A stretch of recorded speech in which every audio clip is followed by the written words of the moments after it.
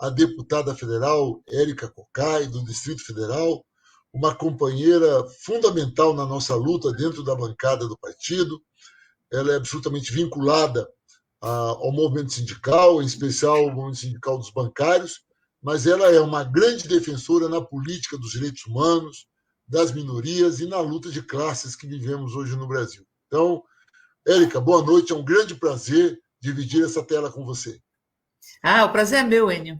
Você que lidera a nossa bancada e lidera tão bem nossa bancada. De forma tão democrática e tão combativa. Obrigado. Mérito da bancada, não é meu, não. Eu só falo por eles. Olha, Érica, o objetivo nosso, e nós fazemos encontros frequentes como esse às quintas-feiras, é fazer uma avaliação da semana. Essa semana, ela tem muita coisa. É que são tantas notícias, às vezes a população e a militância, ela se perde.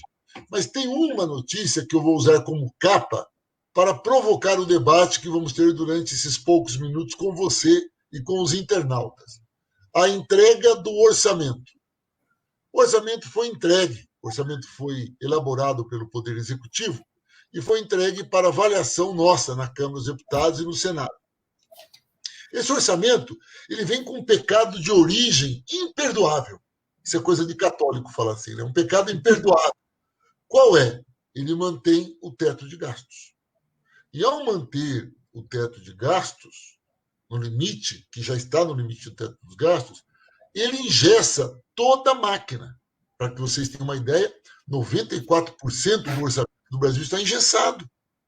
E o que é pior, reduziu o investimento na saúde, manteve o mesmo investimento do ano passado em educação, não investiu nada em infraestrutura, isso que gera emprego, terminar as obras do parque, fazer rodovias, fazer aeroportos, não aumentou nada, não tem dinheiro nenhum nas minas de energia, mas ao mesmo tempo aumenta 50 bilhões de reais para a defesa. O orçamento que é a cara do governo Bolsonaro-Paulo Guedes. Um governo que não consegue entender o papel do Estado na vida do povo brasileiro. E é importante retomar uma coisa que, para mim, para a Érica, é questão de princípio, para nós, militantes do Partido dos Trabalhadores. Um país do tamanho do nosso, de tamanho continental, ele tem inúmeras desigualdades regionais e sociais. E o livre mercado, a lei da oferta e procura, não reduz desigualdade social e regional, ele amplia. Só há um jeito de reduzir esse tipo de desigualdade: o Estado intervir na vida das pessoas. Isso já está provado na literatura, nas pesquisas e no Brasil, nos nossos 13 anos de governo de Lula e Dilma. E a estatal é exatamente esse instrumento, esse braço do Estado que chega lá na ponta na vida do povo. Você imaginou nessa pandemia, se não fosse o SUS e os servidores públicos na ponta atendendo a população? Quantos mais teriam morrido? Uma pergunta óbvia, e eu vou fazer isso para provocar a Érica: se a Caixa Econômica não fosse pública, se já fosse privada, quanto custaria aos cofres públicos o atendimento que a Caixa está fazendo, pagando a renda emergencial? Porque se fosse um banco privado, ia cobrar. Quanto que ia custar para o Brasil? E será que teria sido feito com todo carinho, com todo respeito à população, como os trabalhadores, os empregados da Caixa fizeram nesse período? Não é uma boa pergunta? Nesse momento, são as estatais que estão garantindo o enfrentamento a essa crise.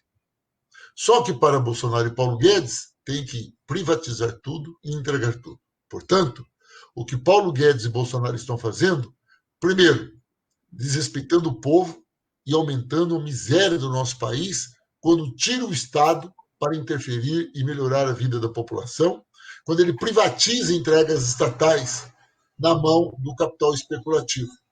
Só que ele comete um crime lesa pátria, porque numa crise como essa, no mundo todo da pandemia, onde o mercado não é comprador, a que preço que vão vender essas empresas que serão privatizadas? Essa parte da Caixa, que a Érica vai nos dar uma aula já, que ela domina tudo isso, em épocas normais seria um preço. Em pandemia, a que preço? Então é um crime privatizar a Caixa. E é um crime maior tentar privatizá-la num momento como esse. Um erro não justifica o outro de maneira nenhuma e tem um custo muito grande para a gente. Ao mesmo tempo, então, que a peça orçamentária vem para provar que querem destruir o Estado brasileiro, que não lutam em nada para recuperar a economia e defendem a manutenção da miséria, vem o anúncio do fim da renda emergencial de R$ 600 e baixam os próximos 4 meses para R$ 300. Companheiras e companheiros, só para dar um exemplo para vocês, muito usado por outros parlamentares do PT. Graças a Lula e Dilma, as reservas cambiais passaram de 370 bilhões de dólares. As reservas cambiais que nós temos só existem porque Lula e Dilma fizeram assim. O lucro do Banco Central com as reservas cambiais foram de 400 bilhões de reais. Quanto é que custa a renda emergencial por mês? 50 bi. Pagar R$ 600 por mês para cada brasileiro e brasileiro que precisa para sobreviver custa 50 bilhões. Então, só o lucro do Banco Central, com as reservas que o PT deixou, daria para pagar mais 8 meses da reserva cambial. E ao invés de fazer isso, ele corta pela metade e o resto do dinheiro para onde vai? Pergunte para o Paulo Guedes. Vai para os bancos? Vai para o BTG Pactual, que o Banco do Brasil entregou por 10% do valor recebíveis para o BTG Pactual, banco que foi fundado por quem? Por Paulo Guedes. Então, vejam, uma semana que prova um orçamento que é a cara do que pensa Paulo Guedes e Bolsonaro, que é a destruição do Estado brasileiro, o desrespeito à população com a queda da renda emergencial, o anúncio do PIB, mostrando que a nossa economia caiu 10%, e ainda graças ao Congresso Nacional e ao PT, que garantiu os R$ 600, senão cairia ainda mais, e vem Bolsonaro falar em reforma administrativa, falando em demissão do serviço público, em reduzir salário do servidor público. Notem, não tem nada isolado, é uma coisa só. É o desrespeito à nação brasileira, desrespeito ao povo e o compromisso com o capital especulativo que aí está. Esse é o desafio da nossa análise dessa semana, que infelizmente não acabou. Podemos ter notícias piores ainda na sexta e no sábado. Érica, fique à vontade.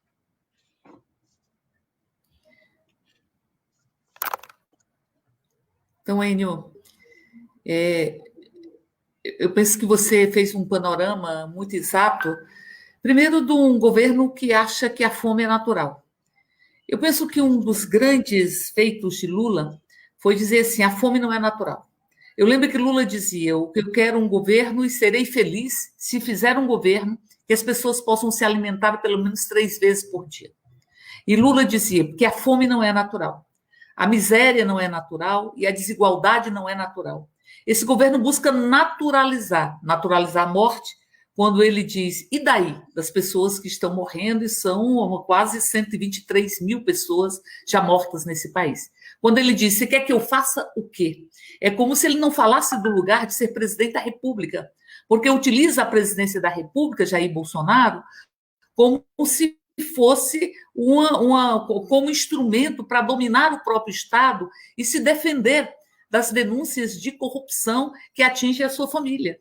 Eu lembro da frase de Bolsonaro naquela reunião que passou pelo Brasil inteiro, e uma reunião que mostra a que serve esse governo, a reunião da granada, a reunião da boiada, a reunião privatista, a reunião discriminadora com relação a indígenas, enfim.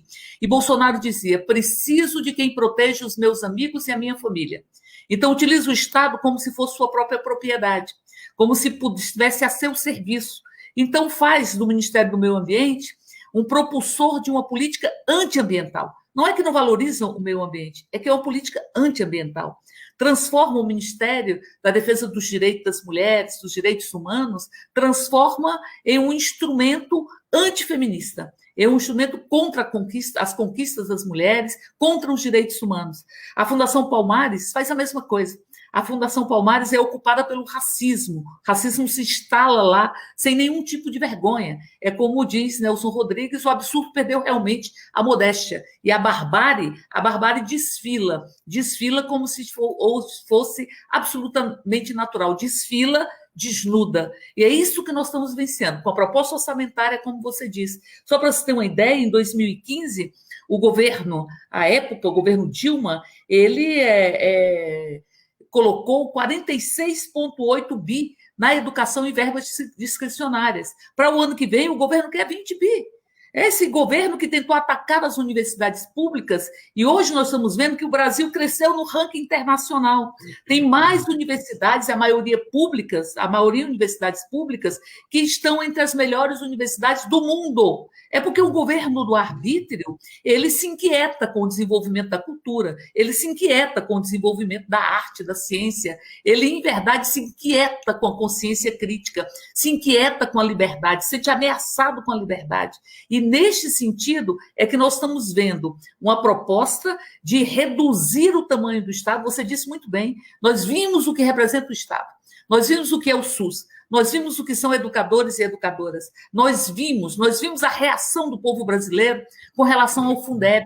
Nós tínhamos o acesso, por volta de 30 mil acessos na Câmara. Durante a luta do Fundeb, foram mais de 600 mil acessos da população à Câmara, porque a população sabe que a educação, ela entra dentro da sua casa, ela define o futuro, ela define o presente, ela estabelece a diferença entre a morte em vida ou a vida plena, a vida humana. Então, portanto, nós estamos tendo a noção exata do poder do Estado, o próprio Estado que estabeleceu o auxílio emergencial de R$ 600 reais, um governo que libera 1 trilhão e 200 milhões para os bancos, um governo, como você disse, vende uma carteira para o BTG Pactual, a quem Guedes serve. Não é que ele veio de lá, é que ele serve ao BTG Pactual, ele serve ao capital financeiro. Então, eles querem colocar esse Estado na mão do capital rentista. Se você não tem um capitalismo produtivo no Brasil, você não tem comprometimento com o mercado interno. Por isso, o salário mínimo, ele reduz o valor previsto para o salário mínimo.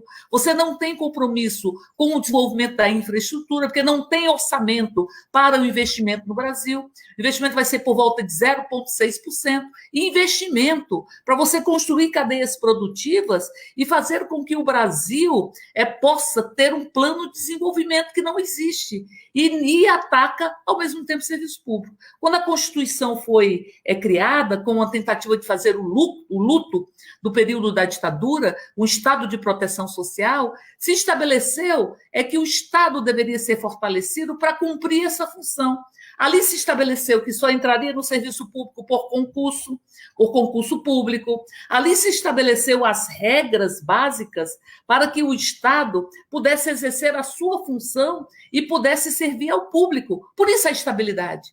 Veja o que é não ter estabilidade. Um governo que quer controlar a Polícia Federal, um governo que quer controlar a COAF, um governo que quer controlar o Estado a seu serviço, um governo que quer intervir para impedir que o filho do presidente da República explique, ou para que se explique porque a mulher do presidente da República recebeu 89 mil reais de uma conta de milicianos, de uma conta ilegal. Então, portanto, o que é você eliminar a estabilidade de servidores públicos? É você querer dominar o serviço público à mercê de quem ocupa a presidência da República. Veja o que é a diferença do governo Dilma e do governo de Lula.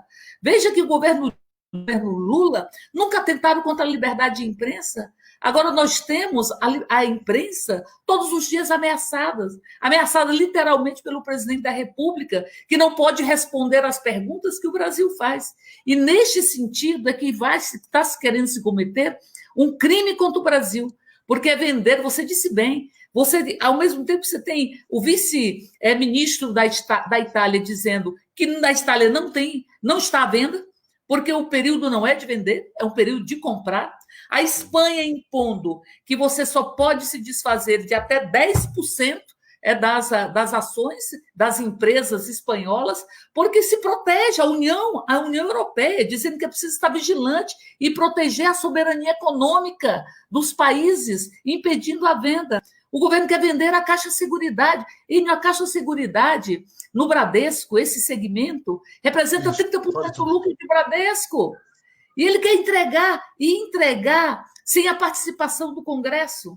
Porque, como o Supremo decide, subsidiária não precisa passar pelo Congresso, ele pega atividades fundamentais, cartão, seguridade, loteria, 37% vai para serviço social, vai para a cultura, vai para o esporte, 37%. Ele quer vender vender a loteria, vender os cartões, vender a seguridade, pega funções fundamentais, porque a Caixa detém o monopólio. O monopólio, a União detém um monopólio no que diz respeito aos jogos. E simplesmente ele pega essa atividade fundamental e transforma numa subsidiária para poder privatizar sem passar pelo próprio parlamento. Então, o que nós estamos vivenciando no Brasil é um derretimento, é um golpe que foi estabelecido em 2016, um golpe para que eles pudessem impor um programa que tinha sido derrotado 4 vezes nas urnas e que eles precisavam de um golpe, de romper a democracia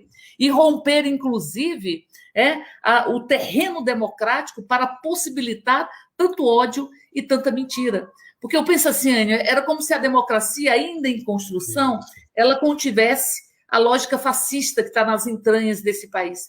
Quando se rompe a democracia, que nem a água rompendo o dique, vem um processo de ódio, o ódio contra metodologia política e não a discussão política, as armas enquanto resolução dos problemas, é como Marx que dizia, nós precisamos da crítica, não é? Nós precisamos de ter como arma a crítica, mas eles querem que as armas por si só substituam a própria crítica, que você não tenha a crítica enquanto arma, mas a arma enquanto crítica. E é por isso que nós estamos vivenciando tanta barbárie, por isso que o PT resiste, tem resistido e vai existir, e resiste de forma mais intensa com o apoio do conjunto da sociedade. Érica, essa tua intervenção foi brilhante. 2 coisas. Primeiro, justificar que recebi um recado.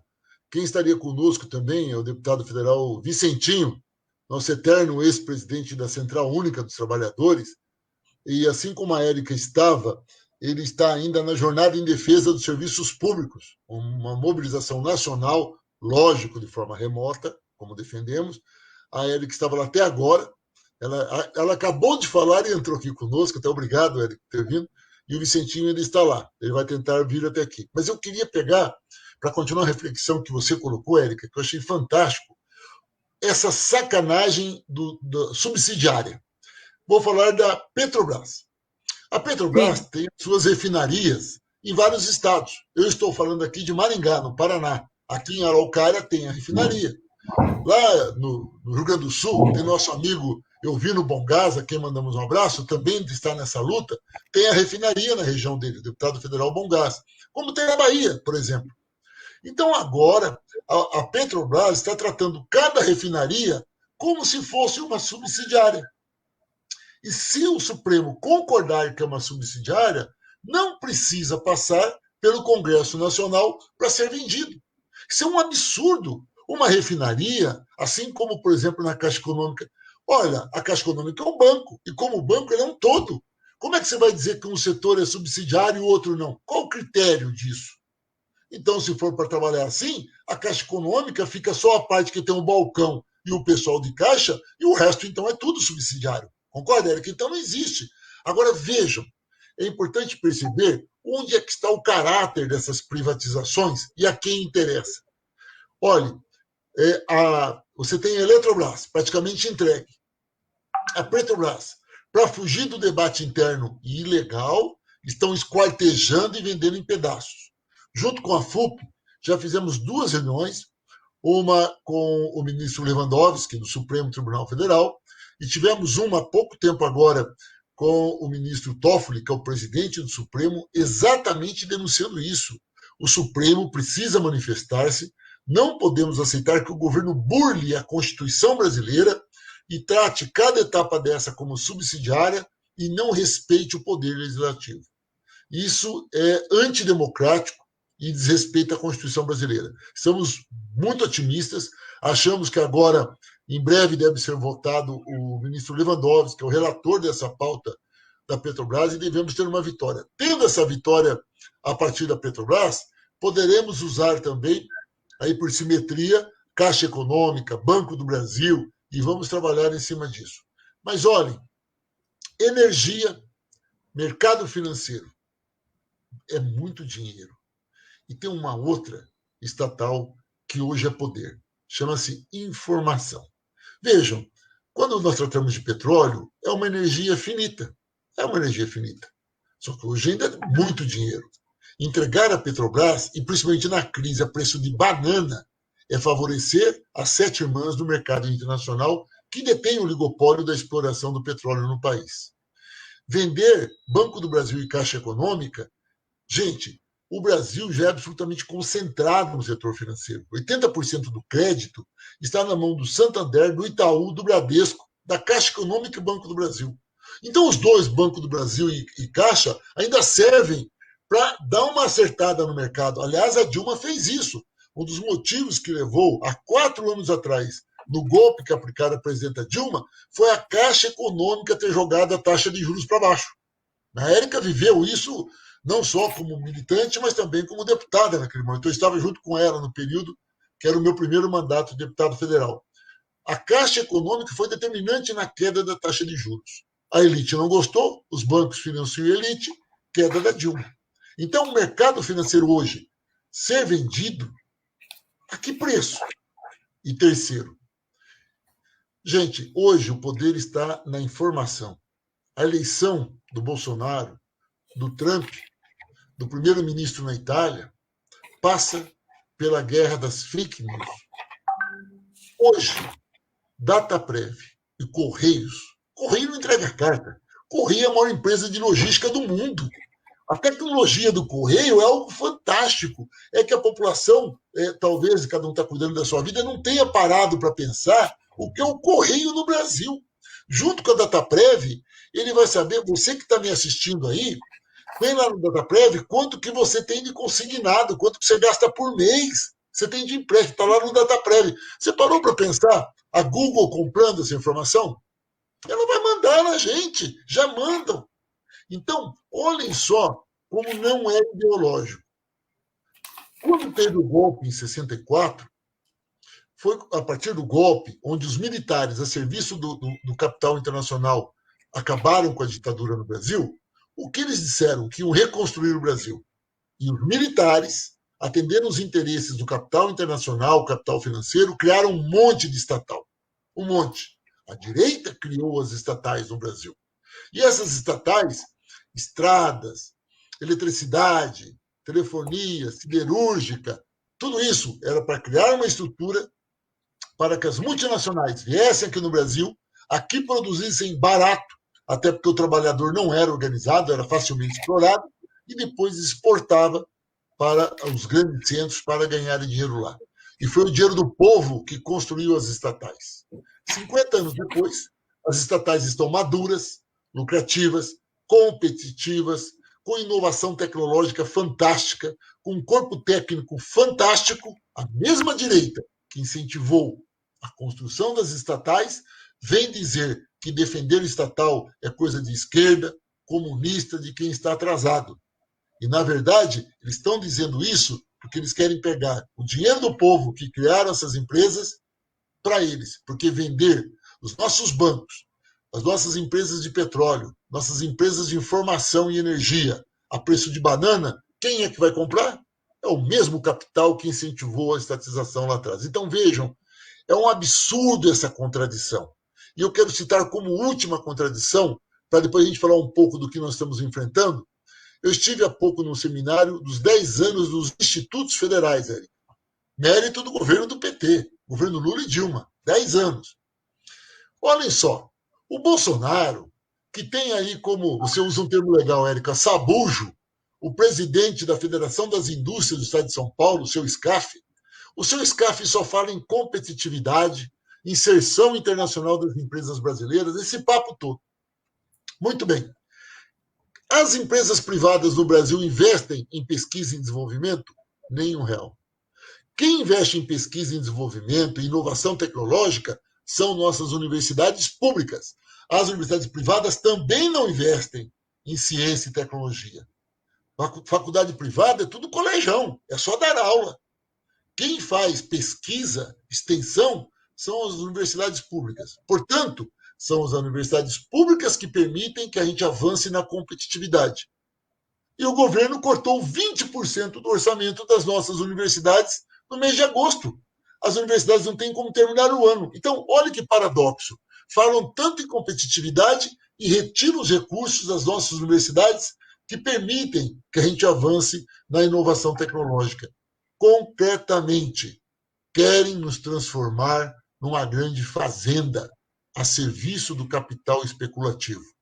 Só isso explica a privatização, o fim da estabilidade no emprego, que eu gostaria que você falasse sobre isso, Érica, o quão importante é a estabilidade para o Estado brasileiro, não para o governo, mas porque a estabilidade é importante em todos os lugares. Eu vou até te provocar, porque às vezes quem nos assiste acha que eu, por ser professor universitário de uma escola pública, e você, por ser uma empregada da Caixa, a gente defende só o nosso emprego quando defendemos a estabilidade.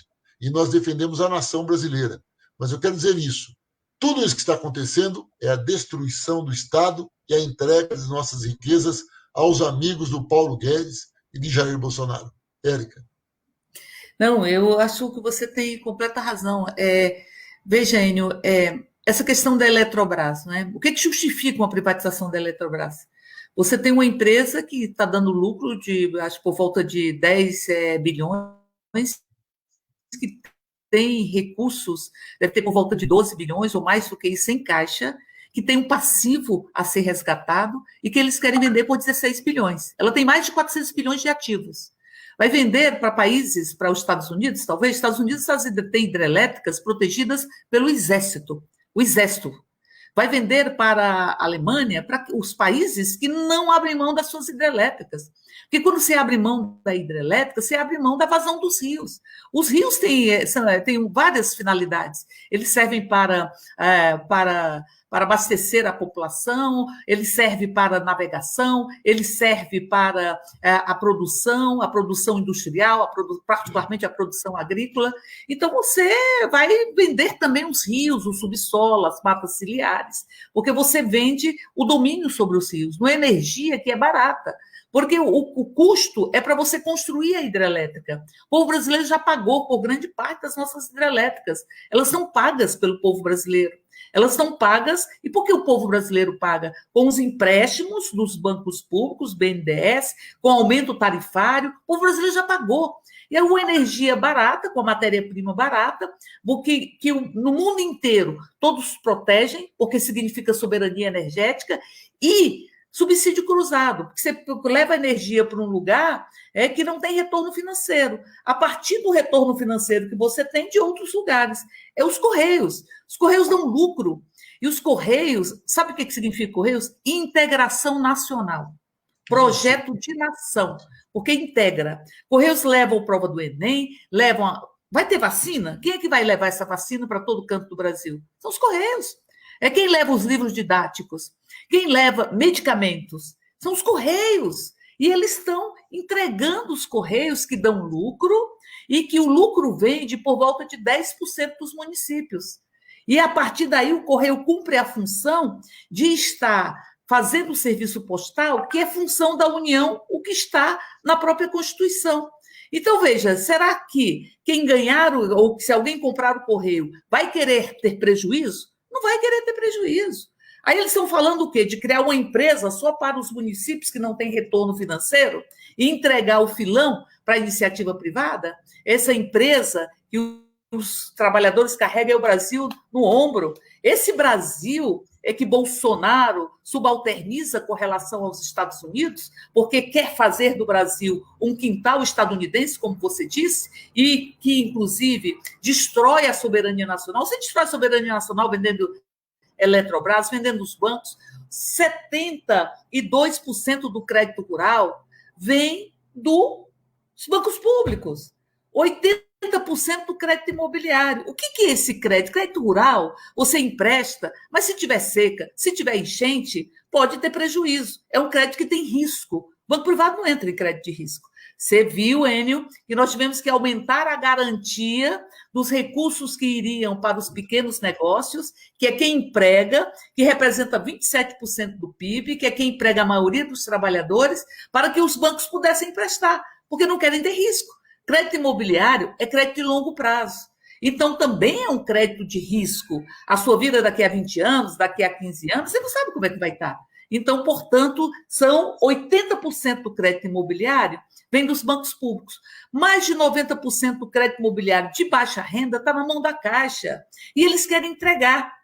essas empresas de forma covarde. São covardes. Sabe por que são covardes? Porque não querem fazer a discussão no parlamento. Fazem uma medida provisória e, aliás, nós entramos com o Ministério Público de Contas e o subprocurador fez uma ação para suspender, dizendo que não deveria vir por medida provisória entregar o patrimônio que é do povo brasileiro. A Caixa ela se originou como um monte de socorro. Ela socorria. A Caixa, ela financiou muita carta de alforria. As pessoas depositavam os escravos para comprar a sua liberdade, e até hoje ela trabalha com a liberdade, porque trabalha com a casa para a população de baixa renda, porque trabalha com saneamento, até hoje trabalha com liberdade. E eles me vêm dizer que o problema do Brasil é o serviço público, são as empresas estatais. Aliás, você não deveria nem pensar em vender empresas estatais para resolver problema fiscal. Porque você vende um instrumento estratégico para desenvolver o Brasil, porque eles ficam comparando o orçamento público com o orçamento doméstico, que tem um erro, né? Porque a dona de casa, ela tem que gastar o que ela arrecada. O governo pode arrecadar o que gasta. Por que não taxa grande fortuna? Por que não taxa lucros e dividendos? Por que ele não emite moeda, inclusive, se for o caso? Ele pode arrecadar o que ele tem que gastar. Então, portanto, tem uma diferença básica. Mas ainda que você pense no orçamento doméstico, uma mãe não vai deixar o filho com fome, o filho adoecer, o filho morrer, porque tem que pagar uma dívida que ela não sabe nem por que ela tem que pagar, porque nunca foi feita a auditoria cidadã da dívida que é prevista na Constituição e que leva metade do nosso orçamento com serviços e juros. E mais que isso, a dona de casa que organiza e compra um forno para poder produzir bolos, para poder ter renda permanente, isso é um investimento. O problema não é o tamanho da dívida, eu diria. O problema é qual o perfil da dívida. Se a dívida está indo para investir, se a dívida é de curto prazo, se a dívida é de longo prazo. A dívida brasileira ela está ficando uma bomba, porque ela diminuiu o prazo que o governo tem que arcar com, e aumentou os juros, aumentou com relação à Selic, quase 3 vezes a taxa dos juros básicos. Então, juros muito altos e tempo muito menor para que ele possa realizar essa dívida. E aí eles atacam os servidores públicos porque eles acham que a miséria é natural, eles acham que o Estado tem que estar a serviço da dinastia. Eu nunca tinha entendido, e agora eu entendo, por que que teve uma sessão solene que eles queriam homenagear a Princesa Isabel, a Lei Áurea e tal, e nós fizemos um protesto, porque não teve liberdade nesse país, nós temos um racismo estrutural nesse país, e a Princesa Isabel, portanto, não libertou o Brasil da escravidão. A escravidão continua aos pedaços bem vivos na nossa contemporaneidade. Aí eu vi o filho do presidente da República, o deputado Eduardo Bolsonaro, assumir a tribuna enrolado numa bandeira do Império. Aí eu não estava entendendo nada. Como é que o filho do presidente da República vai falar enrolado numa bandeira do Império? É porque eles acham que o Estado é de domínio deles, que é dinastia, que é o Império. E a estabilidade, como você disse, ela assegura que o servidor possa servir ao público, possa denunciar o mal feito. Porque senão ele vai ficar pendurado no pincel, como diz na minha terra. Todo o tempo ele vai dizer, se eu denunciar, eu vou ser demitido. Mas não é só isso, olha, eles estão querendo acabar com a progressão por antiguidade. Sabe o que isso significa? Que você vai ficar pendurado nas funções, nos cargos comissionados. Para você ascender, se você não ascende por antiguidade, você vai ascender, e se você elimina os planos de carreira, você vai ascender só se tiver um cargo comissionado. Eles fizeram isso nos bancos. Aí o menino ganha R$3.000, assume um cargo de gerente, passa a ganhar R$15.000. Então, se ele perder esse cargo de R$15.000, ele perde o emprego dentro do emprego, porque ele vai para R$3.000. E ali, quando eu fui no Japão, representando a CUT em 94, e ali eles têm os princípios divinos. Um deles, emprego vitalício. Segundo, boa remuneração. Terceiro, promoção por antiguidade. Porque você entra na empresa sabendo que você vai construir a sua vida naquela empresa, você vai progredindo ao tempo que passa e você tem uma remuneração para se dedicar na integralidade àquela empresa. O Japão faz isso. Assim se recuperou do desastre da Segunda Guerra. além do investimento massivo em educação que o governo quer tirar. O governo quer transformar a gente em boneco de pau. É o contrário do mito do Pinóquio, né? Pinóquio não lutava para ser gente. Então, assim, era boneco de pau, marionete, transformou-se em gente. Ele quer transformar a gente em boneco de pau e em marionete. Então, portanto, a estabilidade, ela diz respeito ao Estado. Imagine o que eles estão fazendo com os servidores do meio ambiente. Aliás, amanhã vai ter uma denúncia, um dossiê de todas as perseguições dos servidores do meio ambiente. Eles estão exonerando pessoas que ali estão. Se eles não tiverem estabilidade, eles vão demitir o servidor que vai fiscalizar, que vai defender o meio ambiente. Porque defender meio ambiente também é defender soberania. Como defender a educação é defender soberania. Como defender as nossas empresas é defender soberania. Então, você ali vai ter uma perseguição. Imagine o que é um auditor que vai fiscalizar. Imagine o que é alguém que vai investigar o senhor Flávio Bolsonaro com todas as coisas inexplicáveis. Aliás, a gente sabe como é que foi construída aquela conta, que financiou escola de menino, que financiou plano de saúde, enfim, mas eles não podem dizer. Então, imagine o que significa você não ter estabilidade.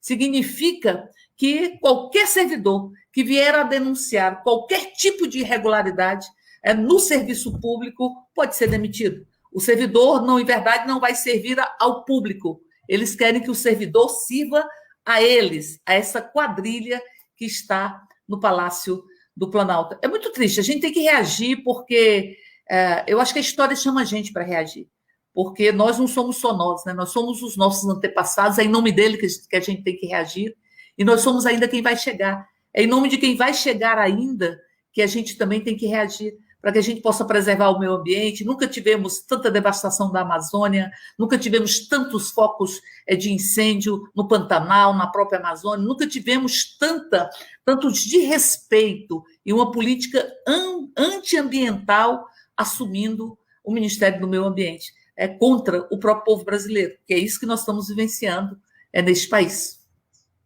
Tem uma coisa que você disse, que, olha, você foi falando e me lembrando da história.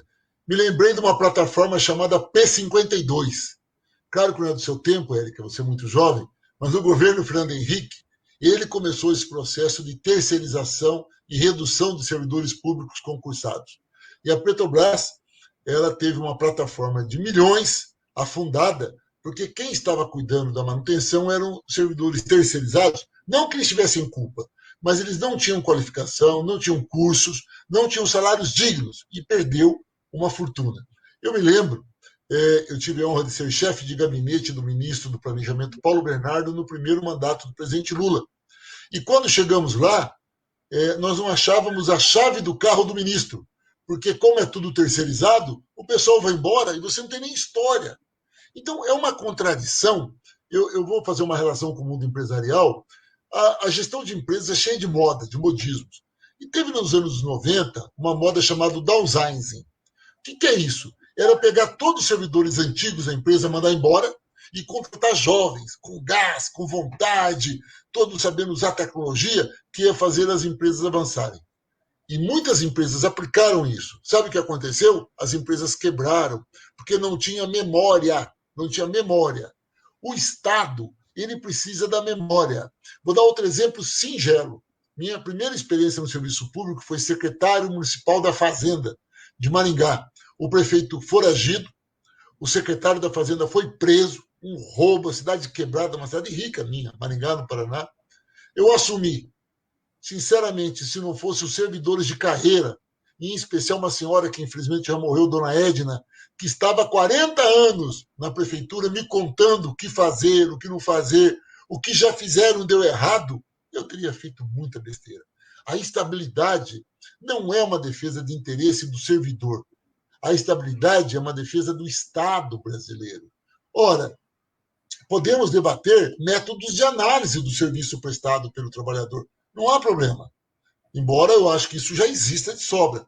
O que não dá é você, por exemplo, um governo louco como o do Bolsonaro, pega um doido como esse Salles. Se os trabalhadores não têm estabilidade, primeiro, não vão denunciar. Segundo, ele chega lá e fala, vou mandar todo mundo embora, que eu tenho um monte de amigo aí que eu quero trazer para cá. E aí, o que vai acontecer? Essas pessoas que vão entrar são especialistas na questão ambiental, sabem manusear os equipamentos, software, conhecem a região que deveriam estar trabalhando. Gente, a destruição do Estado não se dá só na privatização. Essa pauta que nós estamos conversando aqui, destruir o Estado é destruir a sua memória, é destruir aqueles que de fato mantêm o Estado em pé, que são os servidores públicos. Eu não estou aqui defendendo casta, defendendo altos salários, defendo que tem aquela lei do teto salarial, até porque é o seguinte, os servidores não têm esse problema, não. Esse problema está lá no judiciário. Um ou outro no executivo que tem esse tipo de coisa. Isso não muda nada. Agora, vamos tratar o teto? Vamos debater o teto. Não há problema nenhum. Vamos conversar sobre outras políticas. Agora, estabilidade implica visão de longo prazo e compromisso com a nação. E é nesse desenho que eu queria, caminhando já, eu e Érica, a gente fala demais, vocês perceberam, nós dois paramos aqui, mas dizer o seguinte, a bancada do Partido dos Trabalhadores, primeiro, é a maior bancada que tem na Câmara dos Deputados. Segundo, modéstia às favas, é a mais qualificada. Foi a bancada que mais apresentou projetos este ano, até agora, e foi a bancada que mais teve projetos aprovados. Para que você tenha ideia, no mês de julho, de uma maneira rápida, foram aprovados 48 projetos da bancada do PT. E olhem, nós somos minoria e a maioria não gosta muito da gente lá, vocês sabem. É que os projetos têm qualidade, são bons, e nós temos uma equipe boa de articulação que temos conseguido aprovar esses projetos. Então, nós temos projetos que fazem o enfrentamento a esse processo de destruição do Estado. Infelizmente, de 513 parlamentares, os 6 partidos que compõem a oposição, que são do campo democrático popular, somam 131 votos. Esse é um desafio que temos que enfrentar. Um dos projetos, que é de hoje, que nós estamos terminando as assinaturas ainda hoje, a bancada vai apresentar uma emenda a essa proposta da medida provisória do Bolsonaro de baixar de 600 para 300 reais a renda emergencial. Nós estamos apresentando uma emenda para voltar os 600 reais. Conforme já disse anteriormente, tem recurso para isso, tem possibilidade, mais do que ter. O Brasil precisa. O Brasil tem onde arrecadar. E a população não pode ter reduzido esse auxílio emergencial até dezembro de maneira nenhuma. Nós estamos falando de pessoas passando fome, de pessoas não têm onde ficar. Nós não podemos cortar isso aí. Isso eu chamaria de curto prazo. Imediatamente a nossa bancada já está fazendo isso. Vamos construir um diálogo com o PSOL, PCdoB, PDT, PSB e Rede, que são partidos parceiros que, tenho certeza, têm compromisso com a vida do povo, e também com outros partidos de centro, ou de centro-liberal, como se chamam, e tentar construir um acordo para que a gente possa apresentar essa emenda. O que nós não podemos deixar é a medida provisória cair. Olha só que contradição. Uma medida provisória pode ficar 4 meses, ela tem que ser votada em até 4 meses. Sim. O auxílio emergencial que cai de 600, 300, é para 4 meses. Então, o que pode acontecer? O governo emite a medida provisória, fica arquivado na Câmara para votar só no 4º mês, aí ele deixa vencer a medida provisória, porque era só 4 meses mesmo. Não podemos deixar isso. Nós vamos fazer uma pressão muito grande no Colégio de Líderes para que seja colocado para votar esse projeto. Além de muitos outros projetos que a nossa bancada tem feito, um deles é um pedido da FENAI, que eu acho que a Érica poderia explicar para a gente, que tem a minha assinatura, mas na verdade também é do coletivo da bancada, que trata de proibir qualquer tipo de privatização durante a pandemia. Afinal Sim. de contas, entregar recursos públicos na pandemia, eu e a Érica discutimos isso, é crime lesa pátria. E temos um projeto de lei para debater isso. O problema é convencer os outros deputados a colocarem em pauta um projeto tão sério como esse e o aprovarmos, fazendo com que a nação brasileira seja defendida nesse momento. Esse me parece, falando do processo de defesa do serviço público, me parece um projeto bastante importante, não é, Érica? Eu penso que esse projeto seu, Enio, ele é fundamental. Ele vai na linha, como eu disse, da União Europeia, dos países que têm um lastro de soberania, que de qualquer forma querem proteger o seu próprio povo. porque eu disse, vender as empresas para conter um ajuste fiscal que não será contido, porque não tem limite das despesas financeiras, o Brasil continua à mercê das despesas financeiras, é um crime muito profundo. O seu projeto, eu penso que a gente tinha que publicizar muito esse projeto, divulgar muito esse projeto, para que ele pudesse, enfim, ter o apoio para transformar o 130 em maioria. Veja, fomos nós que entramos com o auxílio emergencial de um salário mínimo, o governo queria R$ 200, e nós conseguimos o auxílio de 600 e 1.200 para as mulheres que lideram famílias monoparentais. Então, portanto, ainda reconhecendo o recorte de gênero, que é absolutamente fundamental, que tem que ser reconhecido sempre. Sempre, todas as proposições têm que ter um recorte de gênero, entendendo que o Brasil é um país sexista, um país machista e um país racista e LGBTfóbico, inclusive.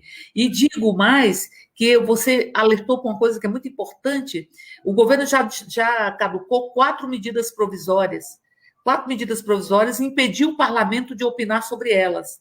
São medidas provisórias que nós fizemos emenda, que tínhamos conquistado que essas emendas pudessem estar no projeto de conversão, no projeto modificado pelo próprio parlamento, e o próprio governo fez obstrução para essas medidas e ficar exatamente no mesmo tamanho do que o governo encaminhou. Você alertou bem, e eu alerto sobre a medida provisória das subsidiárias da Caixa, porque eles já apresentaram o fato relevante para privatizar a Seguridade, querem privatizá-la em setembro, e aí, assim, a gente faz muitas emendas, tenta melhorar o projeto, porque é difícil.